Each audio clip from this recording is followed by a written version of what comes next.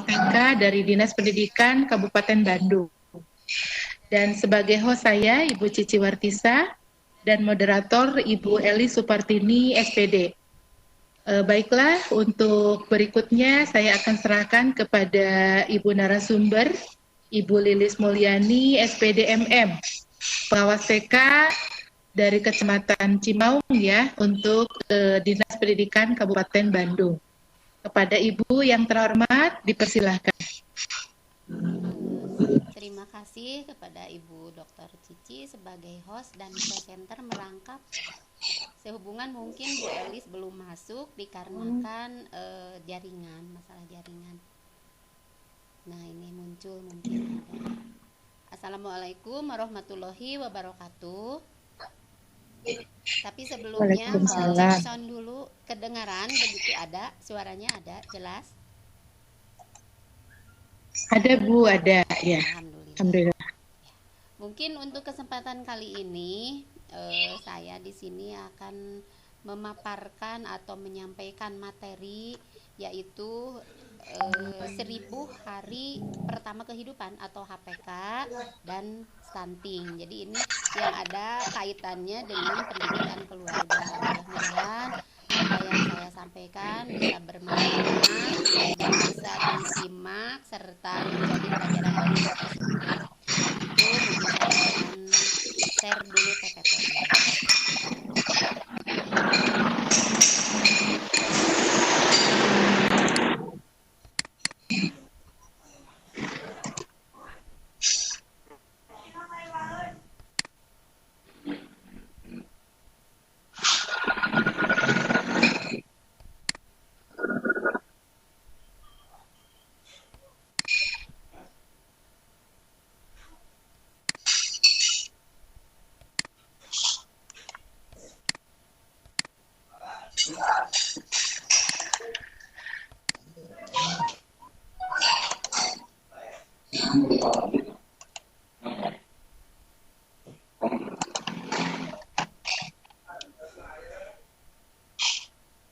Mohon izin Ibu narasumber. Oh iya.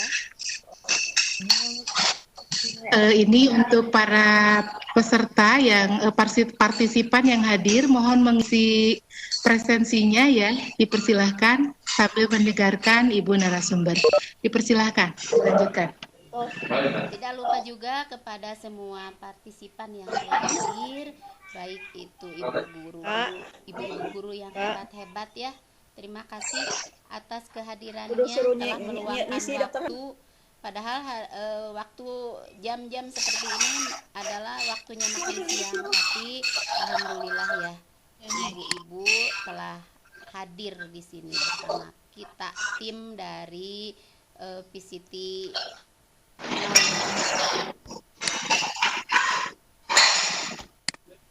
Salam.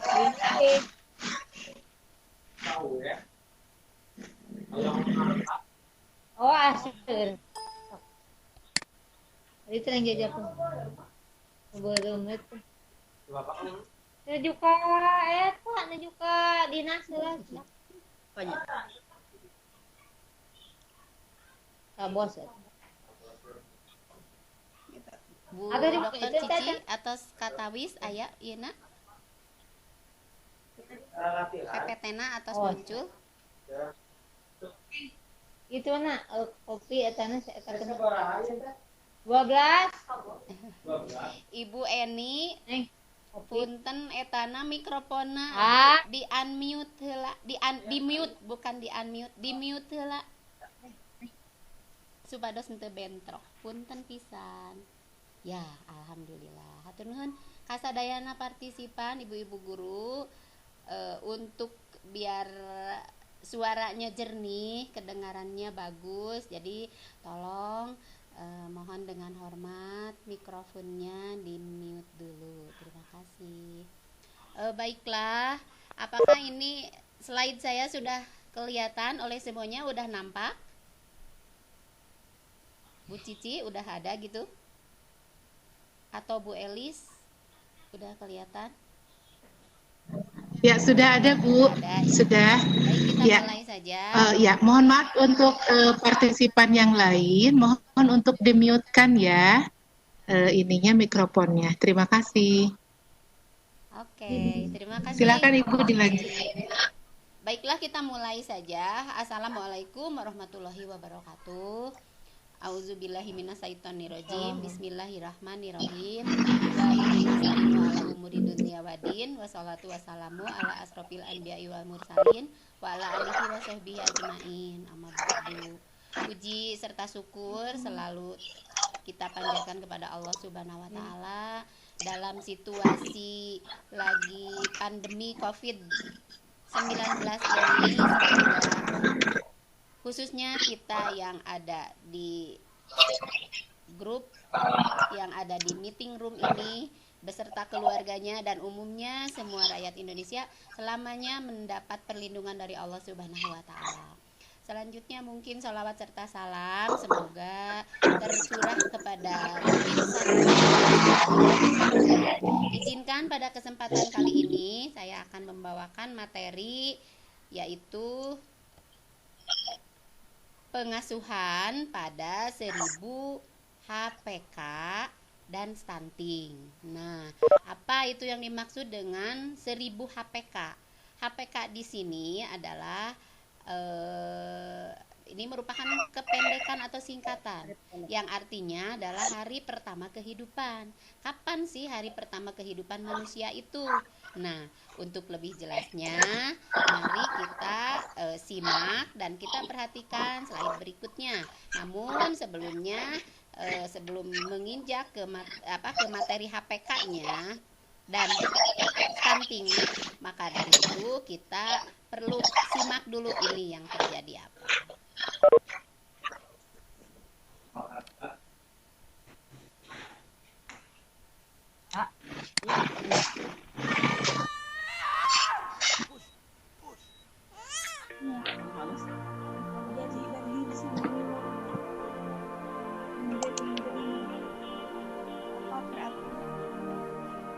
لأجاريهم قلدت ظاهر ما فيهم فبدوت شخصا آخر كي أتفاخر وظننت أنا أني بذلك حزت غنى فوجدت أني خاسر فتلك مظاهر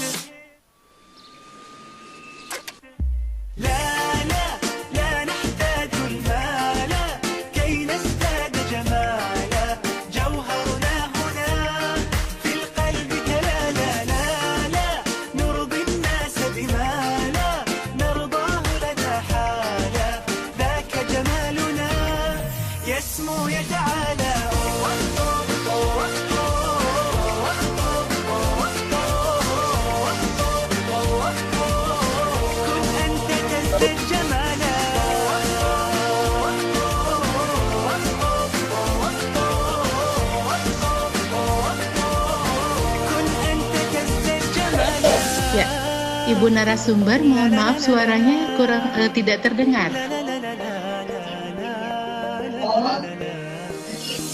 Ya, silakan. Sekarang sudah ada.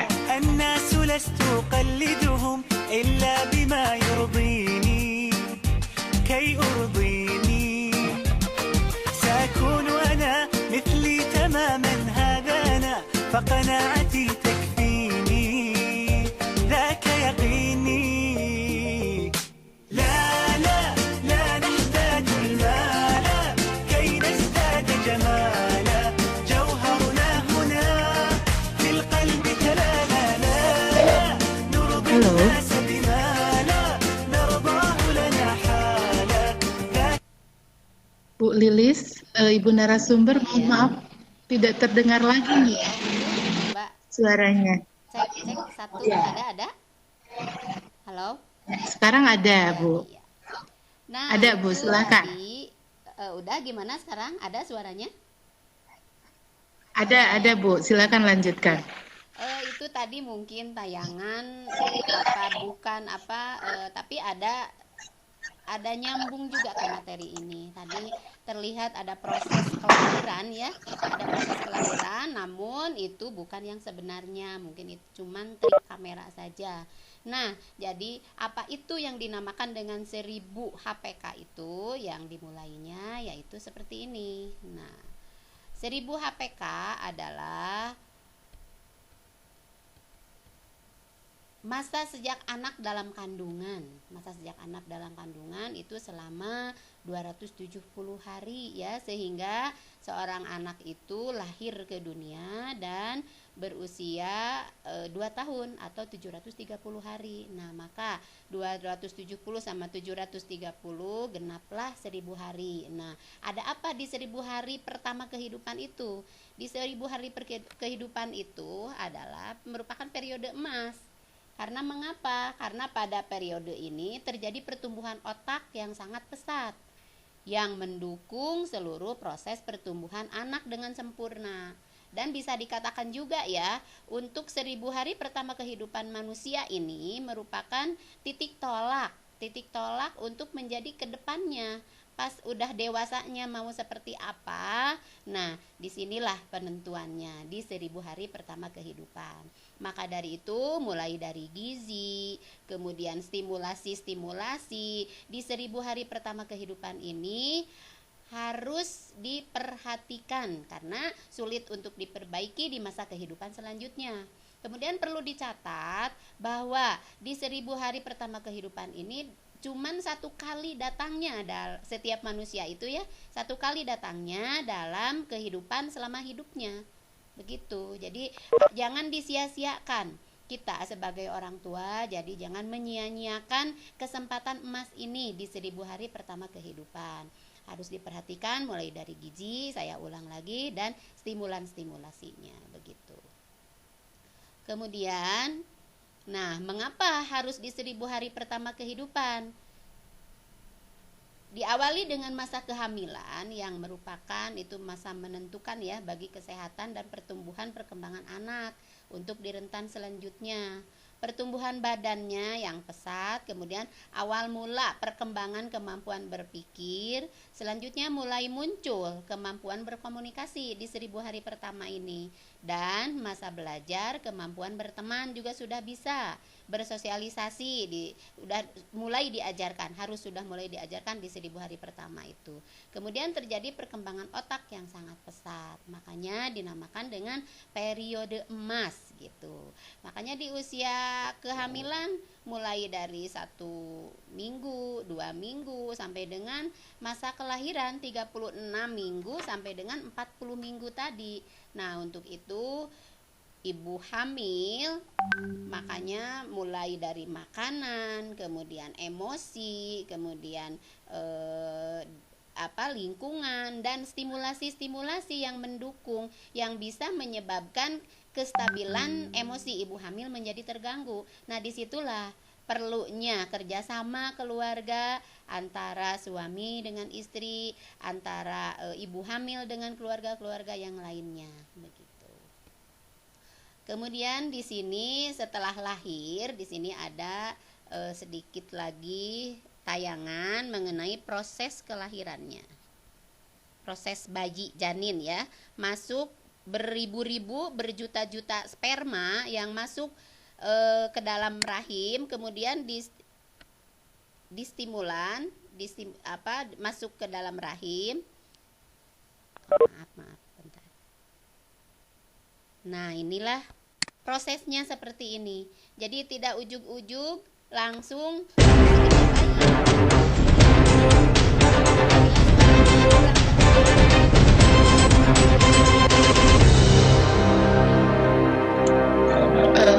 bagus Bu, bagus suaranya ada. Lanjutkan. Nah, ini adalah sperma yang jumlahnya mungkin sampai miliaran masuk ke dalam rahim dan indung telur ya, masuk ke dalam indung telur dan dibuahi di sana. Tapi yang itunya cuman kadang-kadang paling yang normal itu 1 atau 2. Tapi apabila yang itunya bisa membelah, jadi kadang-kadang suka ada kembar yang sampai lebih dari 2.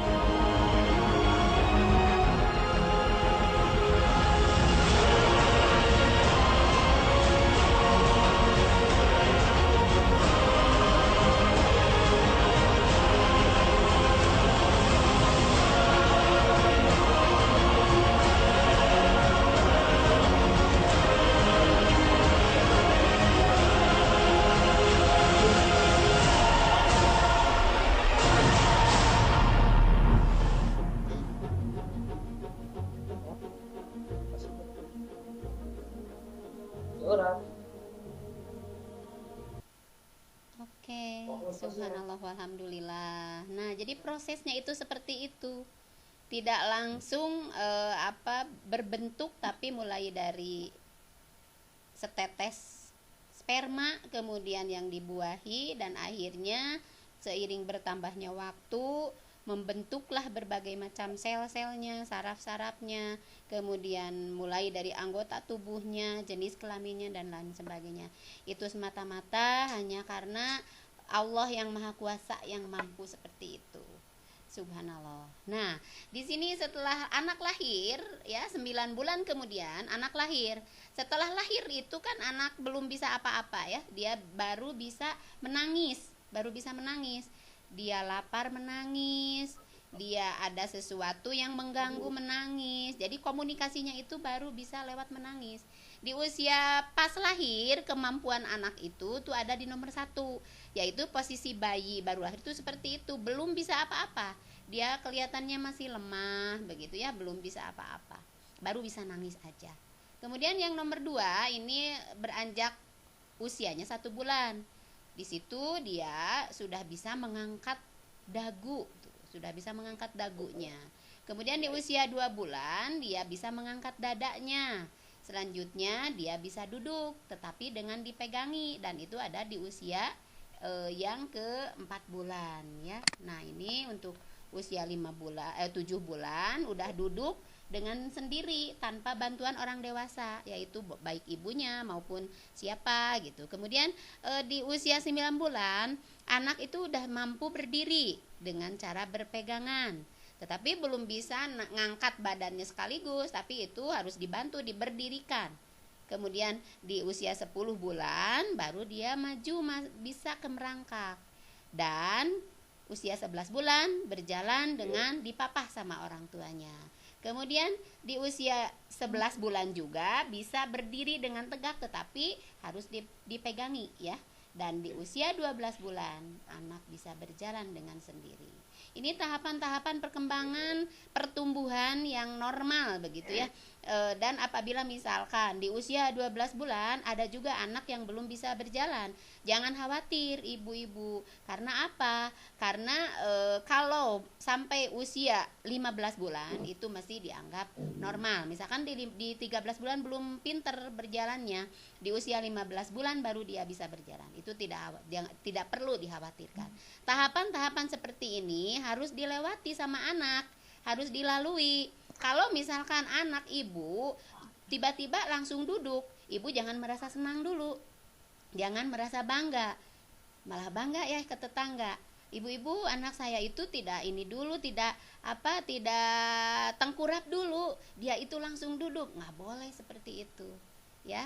Nah, jadi meskipun dia tidak mau tengkurap sama ibunya, itu harus ditengkurapkan. Jadi harus dilatih. Karena apa?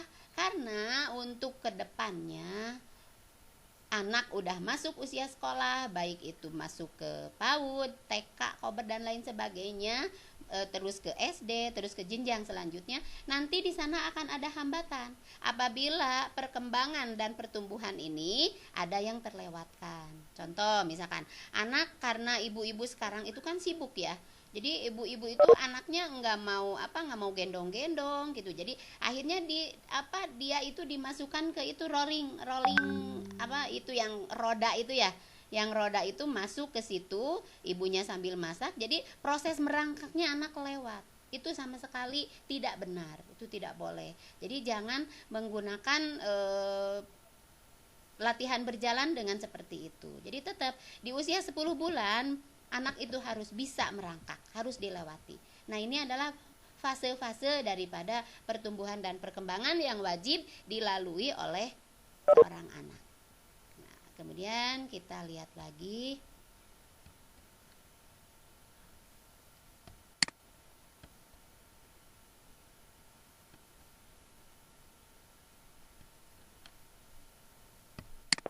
Nah, lantas apa yang perlu dilakukan ya?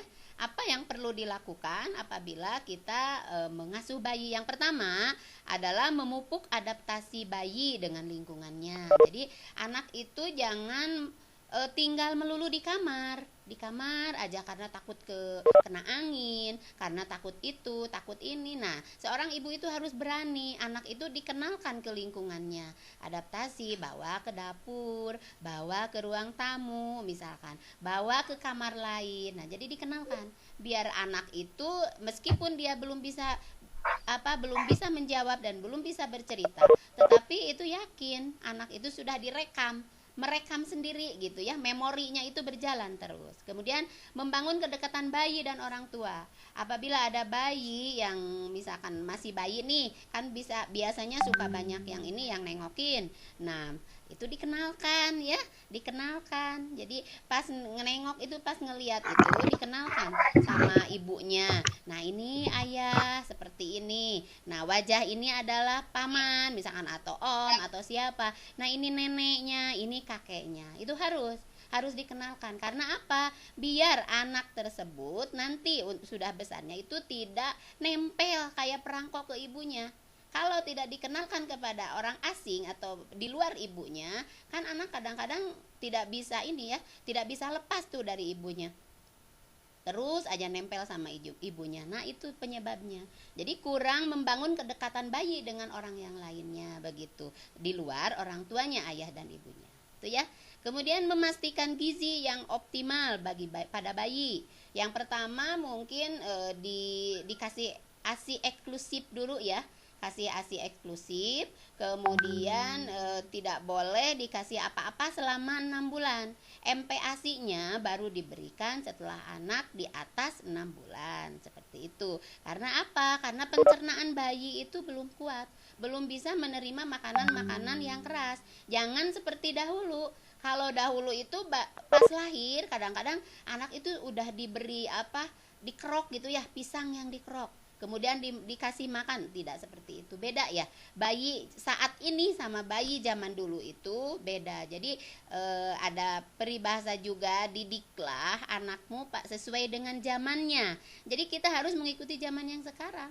Jangan mola atau meniru cara mendidik zaman-zaman sebelumnya, karena belum tentu cocok dengan bayi saat ini, begitu.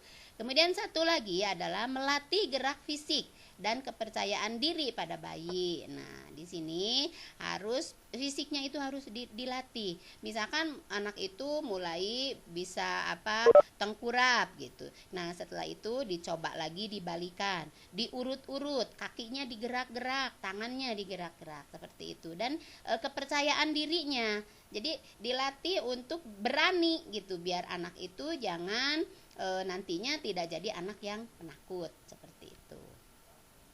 Lanjut. Nah, itu mungkin mengenai hari pertama kehidupan, mulai dari anak dalam kandungan sampai dengan anak berusia 2 tahun. Nah, kita lanjut dengan stunting. Apa itu stunting? Ibu-ibu sudah kenal apa itu stunting? Nah, stunting adalah sebagai berikut. Nah, ini coba diperhatikan gejala stunting anak sejak dini ya. Nah, apa itu stunting? Stunting itu adalah keadaan tubuh yang sangat pendek dilihat dengan standar baku. Itu menurut WHO ya. Nah, kemudian ciri-ciri stunting. Nah, pada anak coba lihat. Harusnya tingginya segitu, anak itu masih kelihatannya di bawah standar gitu anaknya. Nah, ini. Jadi di usia 8 sampai 10 tahun anak menjadi lebih pendiam, tidak banyak melakukan eye contact, itu cirinya. Performanya buruk, kemudian pertumbuhannya melambat, pubertasnya juga melambat. Kemudian wajah tampak lebih muda dari usianya.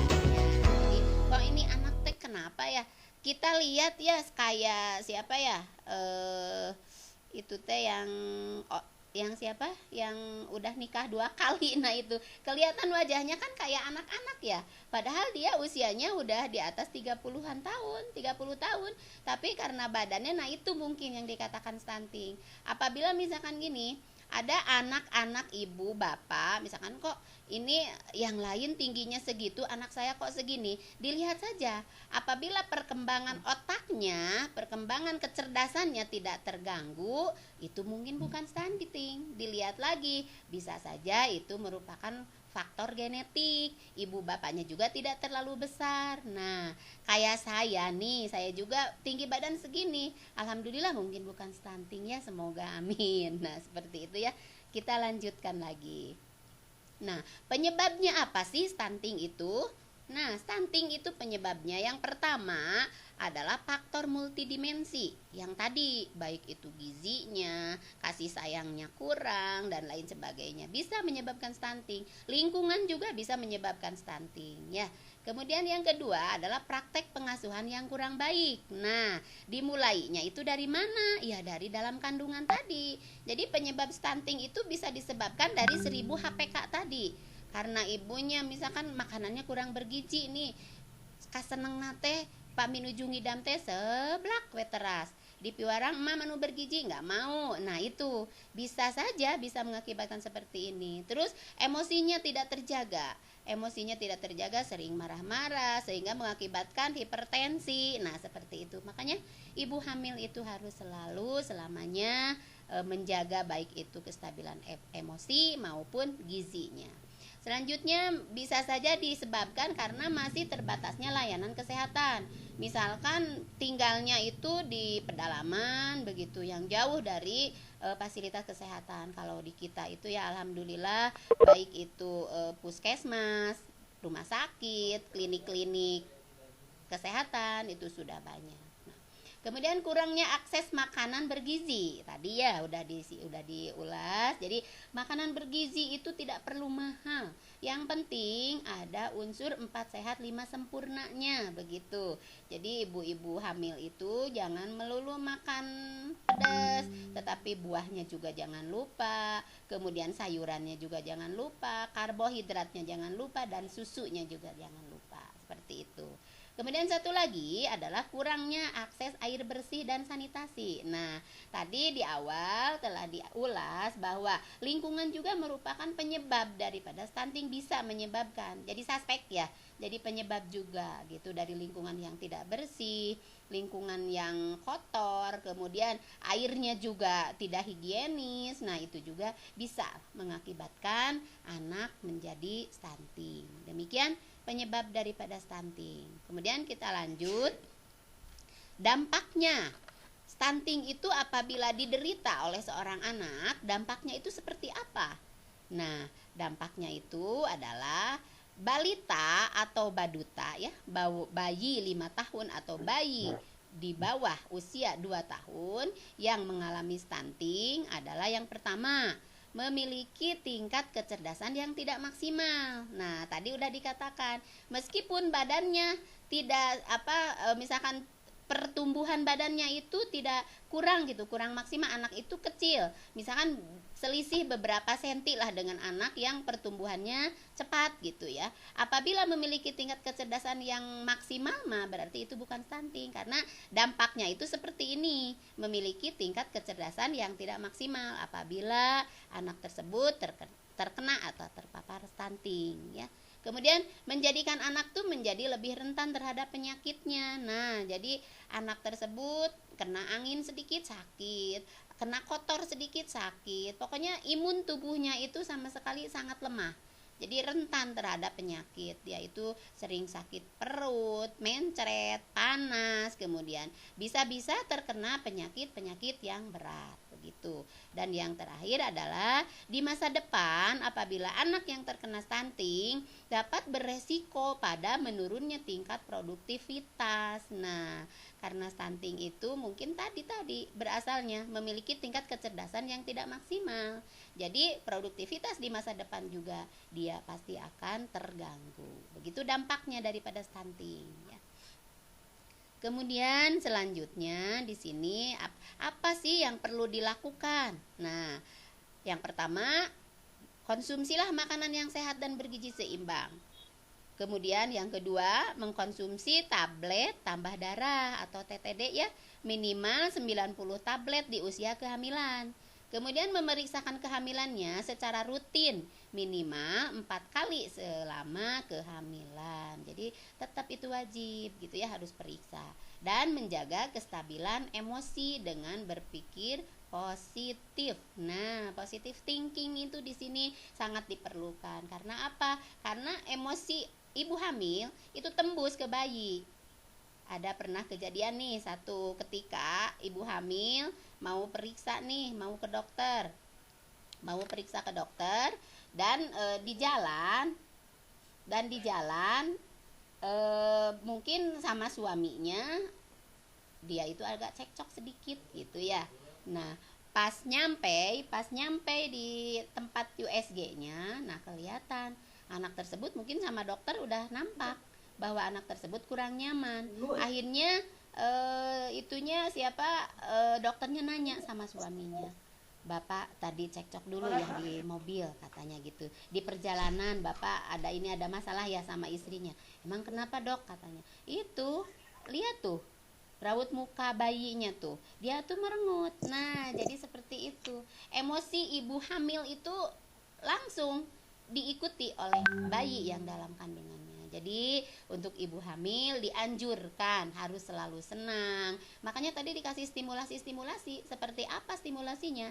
Ya, kalau mungkin kayak orang barat itu dikasih musik klasik atau apa biar anak senang, tapi kita lebih baik diperdengarkan murotal Al-Qur'an seperti itu. Itulah mengenai jaga emosi.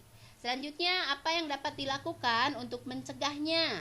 Nah, untuk mencegah stunting tadi di sini gizi yang pertama yang harus tetap diperhatikan, gizinya. Kemudian sayangi. Nah, setelah itu stimulasi.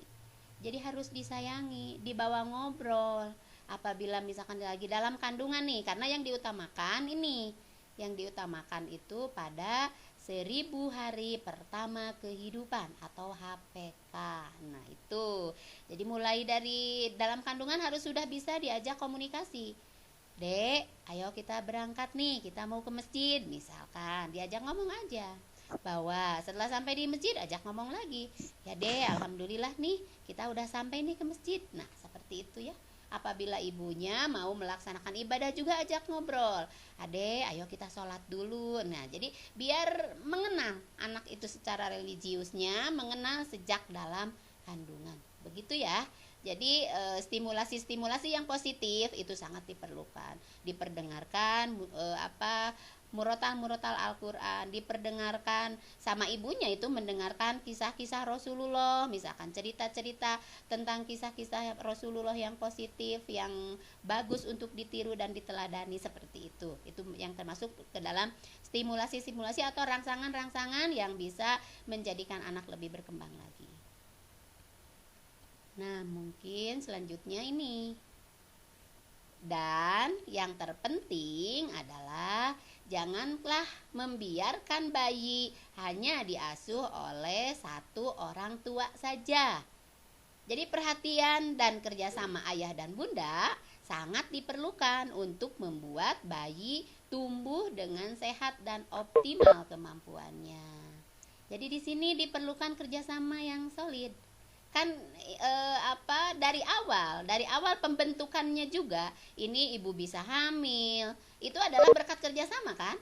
Nah, kemudian ibu bisa melahirkan itu juga sama berkat kerjasama. Nah, makanya mulai dari awal sejak pembentukan janin sampai dengan anak berusia 1000 hari pertama kehidupannya, kemudian sampai dewasa, sampai kapanpun orang tua itu harus tetap bergandeng tangan, mengasuh bersama, mendidik bersama, dan membesarkannya secara bersama-sama. Karena itu adalah merupakan hasil kerjasama. Nah, begitu catatannya. Iya, alhamdulillah, semoga bermanfaat. Terima kasih. Itulah pemaparannya. Ambil hikmah yang baiknya, dan apabila yang dianggap tidak baiknya atas segala penyampaian dari saya tadi, jangan diambil, ambil yang baiknya. Yang kurang dan salahnya berasal dari saya, dan yang bagus itu berasal dari Demikian, billahi taufiq wal hidayah. Wassalamualaikum warahmatullahi wabarakatuh. Waalaikumsalam warahmatullahi wabarakatuh. Apakah Bu Elis sudah bisa bergabung? Bu Elis, Ibu moderator kita. Ya, Bu Lilis bisa di stop screen-nya? Ya boleh. Bentar. Bu Elis ada, silakan Bu Elis. Tapi kecil, kurang besar sayang. Udah ya? Halo. Ya, udah. Oke. Oh, kecil suaranya ya? Nah, Halo? sedikit aja lagi. Oke, ada Bu. Halo? Ada Halo. suaranya? Ada nggak, Bu? Ada sayang, ada. Sedikit aja lagi. Oke, ada Bu. Udah kedengar Halo. ya? Halo? Ya, Ada sayang, ada. Assalamualaikum warahmatullahi wabarakatuh. Waalaikumsalam. Salam warahmatullahi wabarakatuh. Mohon maaf, tadi ada sinyal, jadi gangguan teknik. Jadi Elis tadi pas awal tidak bisa mukanya, mohon maaf untuk semua petugas dan semua partisipannya. Bunda bisa terdengar suara Elis? Ada tapi kecil. Ada sayang, ada. Tapi kecil, kurang besar. Iya, ada tapi Oh kecil. gitu ya? Sebentar. Ini karena pengaruh sinyal ya, jadi kecil. Ya lumayan. Sekarang ada? Ada. Ada tapi kecil. Iya. Oh iya, begini ya. Terima kasih Bunda Lilis atas pemaparan materinya tadi tentang 1000 HPK ya. Wah, itu hebat sekali ya materinya. Tadinya hanya, nah, sekarang sudah tahu bahwa HPK itu hari pertama kelahiran. Nah, itu berarti sangat penting ya Ibu Bapak semua untuk diperhatikan oleh orang tua, dan perlu ada kerjasama intinya antara ayah dan ibu ketika mengandung, melahirkan, dan saat merawat. Ya, karena kalau tidak diperhatikan, jadi tidak akan adanya perkembangan dan perkembangan siswa dan saya harapkan. Ya. Halo Bunda Lilis. Halo. Bunda Lilis. Oh iya ya. Ya, Bunda Lilis bisa menyampaikan saran untuk kita para orang tua, dan mungkin di sini ada calon orang tua. Iya, boleh ada saran-saran sebelum acaranya ditutup.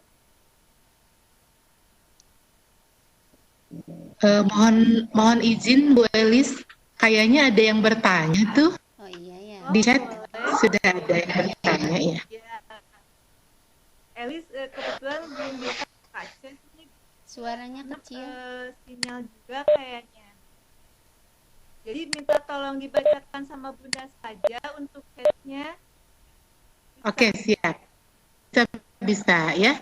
Oke Bu Elis, mohon izin dibacakan dulu ya ininya untuk Ya. pertanyaan nih dari Bu Astri Winarti. Pertanyaannya nih buat Ibu Lilis ya. Bu, izin bertanya, betulkah jika salah satu saja tahapan perkembangan anak terlewatkan akan membuat pertumbuhan kualitas fungsional anak tersebut tidak akan berkembang dengan baik? Jadi tahapan perkembangan tersebut betul-betul harus terlewati. Itu pertanyaannya Bu, Iya. silahkan. Oke, terima kasih Ibu Astri. Begini ya Ibu Astri, yang bergabung di sini juga saya sapa dulu sebentar ya. Ada Ibu itu tuh, ada rekan saya, sobat tercinta Ibu Yuyun Yuniarti. Apa kabar nih? Dan ibu-ibu Alhamdulillah, terima kasih. Maaf. Iya, sip. Makasih udah. Alhamdulillah saya sobat. Ya. Atur nuhun tos gabung. Kemudian ibu-ibu juga semua ya. Sami-sami. Semuanya. Nah, Hatur nuhun ilmuna. iya, siap. Kemudian ini nih untuk jawaban yang dari Bu Astri ya, Bu Astri Winarti. Tadi sudah dibahas dengan memperlihatkan gambar-gambar yang itunya ya, yang perkembangannya. Halo Bu Lilis, tidak terdengar Bu. Oh tidak. Halo. Tapi Nah, ini sekarang udah ada. ini. Sekarang Udah on. ada. Halo. Ada. Jaringan mungkin ya. Ada sekarang. Ya, siap. Bu Astri, itu betul sekali apa yang diungkapkan sama Bu Astri itu benar. Apabila ada salah satu fase atau tahapan perkembangan yang dilewati oleh anak, maka nantinya tahapan-tahapan atau perkembangan fungsionalnya juga tidak akan begitu sempurna. Karena apa? Karena tadi misalkan gini nih, ada anak, ini anak teh kok susah ya kalau diajarin pra-akademik, misalkan diajarin memegang pensil nih, diajarin memegang pensil untuk belajar pra-menulis misalkan, atau menggambar atau apa, susah banget. Nah itu jangan menyalahkan anak, itu sudah pasti itu ada tahap perkembangan yang tidak terlewati. Jadi yang tidak dilalui gitu, yang tidak dilalui terlewat. Karena apa? Karena misalkan ibunya tadi tidak sadar, anak langsung duduk dibiarin, anak langsung berdiri dibiarin, sementara merangkak sama tengkurapnya itu dilewat. Nah, jadi itu efeknya apabila anak sudah tumbuh menjadi anak balita misalkan ya, baru di situ kelihatan. Itu mungkin ya Bu Astri, yang dikatakan Bu Astri itu sangat betul sekali, itu sangat mengganggu dan sangat berpengaruh. Begitu ya. Silakan, masih ada yang mau bertanya, Ibu moderator, silakan diingat. Baik. Ini kalau yang di chat sih baru satu. Ya. Satu. Hanya ada di sini nih kata Bu Astri juga. Wah, materinya bagus. Jadi ingin program lagi katanya gitu kata Bu Astri. Iya. Nah, barangkali dari teman-teman semua ada yang mau bertanya lagi, silahkan. Iya, silahkan Bu Astri kalau mau program lagi. Ya Bunda hadir. Ya, Bu Elis silahkan Bu Elis dilanjutkan. Ya ini masih ada yang bertanya tidak Bunda atau sudah?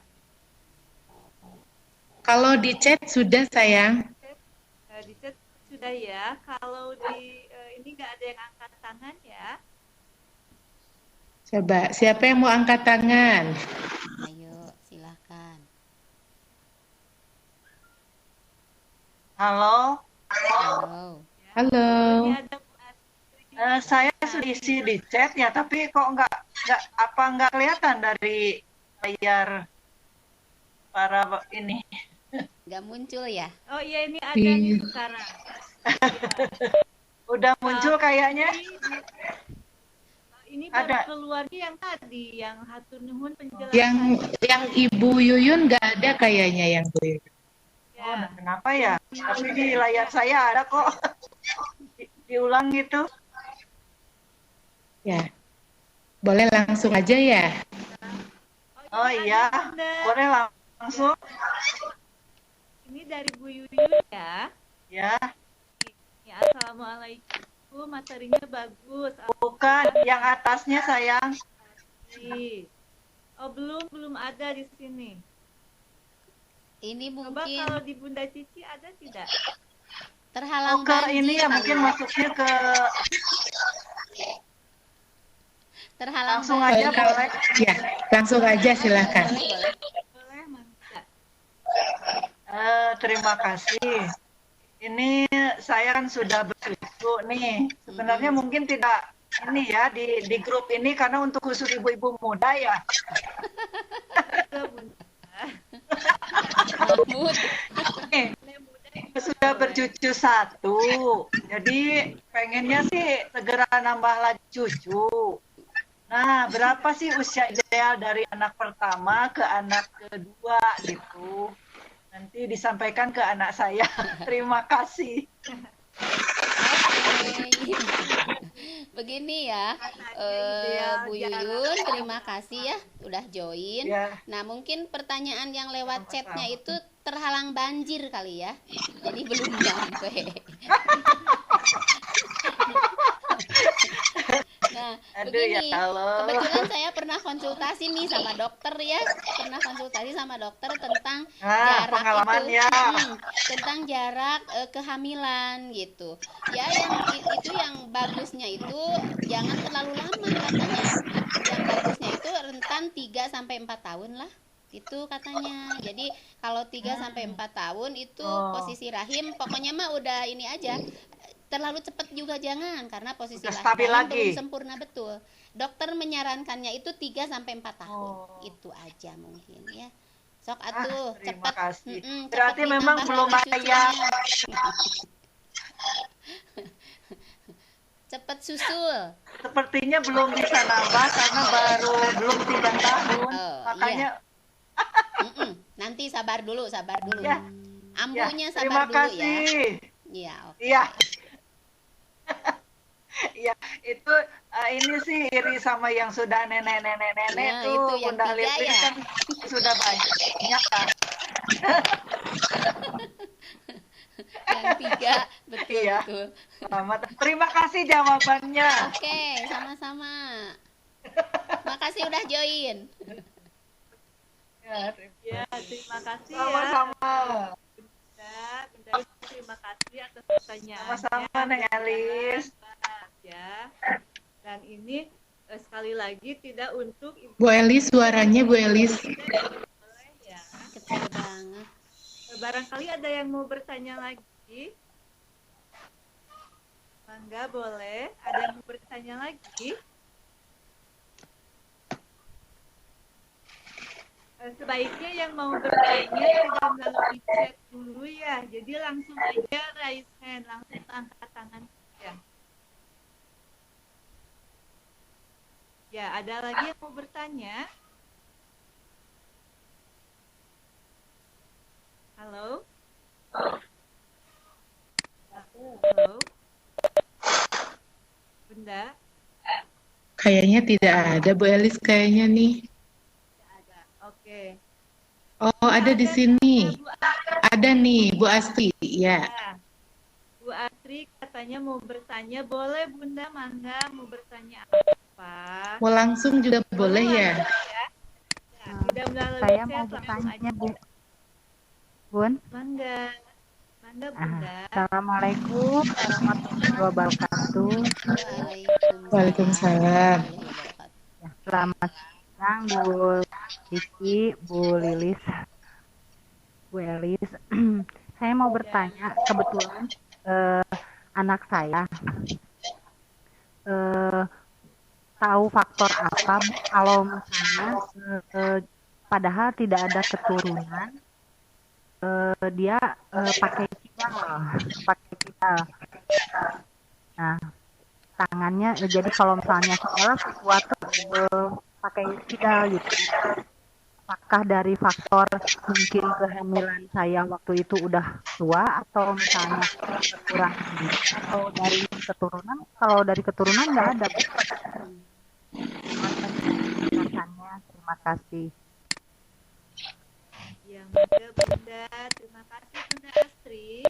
Bunda Lilis bisa dijawab sekarang? Oke. Bu Elis, maaf, Bu Yani ini masih Bu Yani. Iya. Sama Bu Yani Oh, kan? sama Bu Yani. Bu Yani. Iya, terima kasih ya Ibu Yani, Ibu Guru Kertasari. Kertasari. Siap. Ibu kepala ya, Ibu kepala sekolah. Berarti tadi Bu Astri belum ya? Ya. Mohon Bu. Terima kasih Bu Yani. Mangga Bu Lilis. Oke, terima Barangkali kasih Bu mau moderator Ibu Elis. Meskipun suaranya sayup-sayup, tapi alhamdulillah cukup bisa didengar ya Bu Elis. Begini, untuk Bu Yani waktu melahirkan, itu waktu melahirkan usia berapa? Saya mau waktu melahirkan usia 46. Betul. Berarti itu Udah ready, merupakan ya. faktornya itu dari sana, Bu. Karena saya juga pernah konsultasi lagi dengan dokter nih, karena di waktu periksa, kalau saya tuh bawel ya orangnya. Jadi kalau ngantar anak periksa kandungan itu saya suka banyak nanya sama dokter, lebih dari anak saya yang diperiksa begitu. Kebetulan hal ini juga disinggung. Jadi saya tanya, "Dok, misalkan apabila anak itu yang misalkan lahir ya, kemudian anak itu kebiasaannya itu selalu menggunakan tangan kiri atau kidal. Apa itu penyebabnya?" Nah, dokter menjawab, salah satu faktor penyebab itu dari usia ibu yang melahirkan. Kalau udah resiko tinggi, nah itulah akibatnya, atau bukan akibat ya. Jadi itulah apabila ibunya udah mungkin kan udah 46, udah resiko tinggi ya Bu Yani. Jadi kidalnya itu dari sana Bu Yani. Tapi memang itu anak bisa juga, saya pernah ikut pelatihan yang anak berkebutuhan khusus, ternyata kidal juga katanya termasuk di situ, termasuk anak yang istimewa, yang berkebutuhan khusus. Jadi mungkin di sini perlu latihan. Ibu jangan memaksakan anak melakukannya dengan menggunakan tangan kanan. Kalau udah kidal ya nggak apa-apa, nanti justru berakibat kepada perkembangan yang lainnya, begitu katanya Bu. Jadi jangan dipaksakan, karena anak kidal nih, ayo paksakan, jangan pakai tangan itu, ini yang kanan, pakai yang kanan, jangan seperti itu. Itu penyebabnya itu tadi, ibu karena mungkin melahirkannya udah masuk ke rentan resiko tinggi ya, kalau 46 tahun. Mungkin itu karena kita dikasih rezeki oleh Allah Subhanahu wa taala berupa anak. Kita kan tidak minta, dan kita juga misalkan tidak bisa diminta, tidak bisa nggak mau gitu, tidak bisa ditolak. Yang namanya udah Allah berkehendak ya seperti itu. Diterima aja. Kemudian anaknya jangan dipaksa, itu aja. Jangan dipaksakan. Apabila melakukan segala sesuatu dengan menggunakan tangan kiri, ibu jangan memaksanya untuk menggunakan dengan tangan kanan. Banyak kok orang-orang kidal yang sukses dan berhasil. Lihat aja orang di barat itu kebanyakan kidal itu. Mungkin mereka mah bukan dari efek melahirkannya di resiko tinggi, tetapi mereka itu udah merupakan kebiasaan. Tapi mereka itu enaknya pakai tangan kiri ya. Itu makan bukan kesengajaan. Jadi bukan sengaja dilatih untuk menggunakan tangan kiri ya Bu Yani. Itu ya Bu Yani, mungkin semoga jawabannya tidak memuaskan, karena saya bukan alat pemuas. Biar Bu Yani bisa mencari lagi sumber lain ya, kalau tidak puas jawaban dari saya. Begitu ya Bu Yani ya. Terima kasih telah berpartisipasi dan telah bergabung. Hatur nuhun. Mangga Ibu moderator. Makasih jawabannya Bu. Ya kebetulan. Ya. Iya. Untuk yang mau bertanya, kita close dulu ya. Kalau ada yang mau bertanya, nanti boleh japri ya ke nomor WA yang ada di dan sekarang Lilis mau menyampaikan sedikit ya apa yang disampaikan oleh Bu Lilis. Jadi sebenarnya pertumbuhan dan perkembangan anak itu harus kita perhatikan dari sejak mengandung sampai melahirkan, karena kita nanti sebagai orang tua yang akan mengurusnya akan banyak terjadi hal dan itu sekilas dari tadi yang saya simak dari apa yang disampaikan oleh Bu Lilis. Saya ucapkan terima kasih kepada Ibu Lilis atas materinya. Mudah-mudahan bermanfaat untuk kita semua, khususnya untuk para nenek muda ya. Tadi Bu Yuyun juga semangat ya. Nanti mudah-mudahan dapat sesuatu yang baru lagi ya. Terima kasih juga untuk Bunda Cici sebagai host. Mohon maaf tadi saya telat datangnya, dan mangga kita tutup acara ini dengan ucap alhamdulillahirabbil alamin. Saya ucapkan wassalamualaikum warahmatullahi wabarakatuh. Saya kembalikan kepada Ibu host, mangga. Ya, terima kasih Bu Elis. Alhamdulillah, rekan-rekan sekalian, acara pada hari ini telah selesai dan saya ucapkan terima kasih kepada Ibu narasumber, Ibu Lilis Mulyani, SPDMM, dan juga Ibu Elis sebagai moderator pada hari ini, bahwa alhamdulillah kegiatan hari ini berjalan dengan lancar.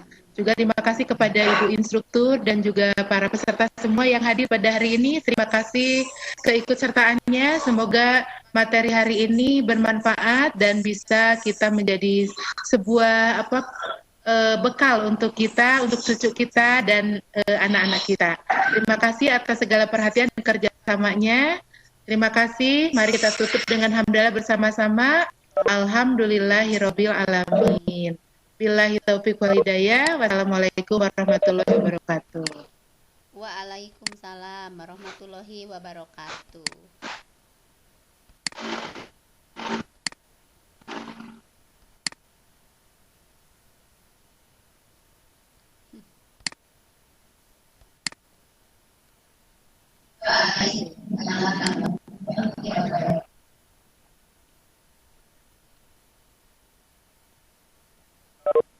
Silakan untuk diisi ya, dibuka di chatnya, ada presensi kehadiran pada hari ini. Diisi dulu silakan, sebagai bukti bahwa rekan-rekan sudah ikut berpartisipasi untuk kegiatan hari ini. Terima kasih.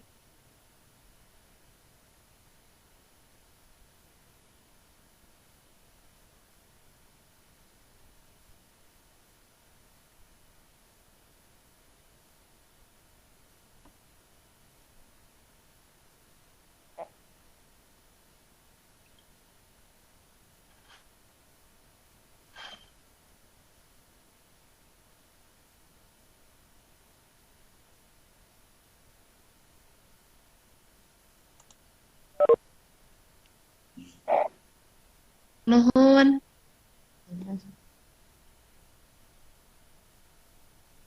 Bu pengawas. Oh iya ya. Ibu Ilis juga terima kasih ya. Sama-sama.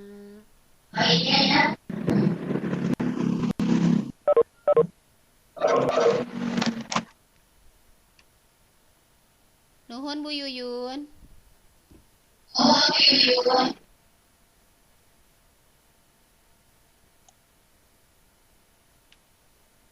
Ibu Yun, Ibu Yulia, Ibu Popon, Ibu Nani, Ibu Ani, Eni, kasadayana we hatur nuhun. Tos ngadukung. Mohon Bu, sami-sami. Alhamdulillah lancar. Tepang deui engke sonten. Siap, mohon. Mohonnya, Nah, ulah opat. hilap sonten gabung deui Ya. nya. Mohon. Sonten gabung tabu setengah opatnya, tabu opat kirang saparapat. Hatur nuhun.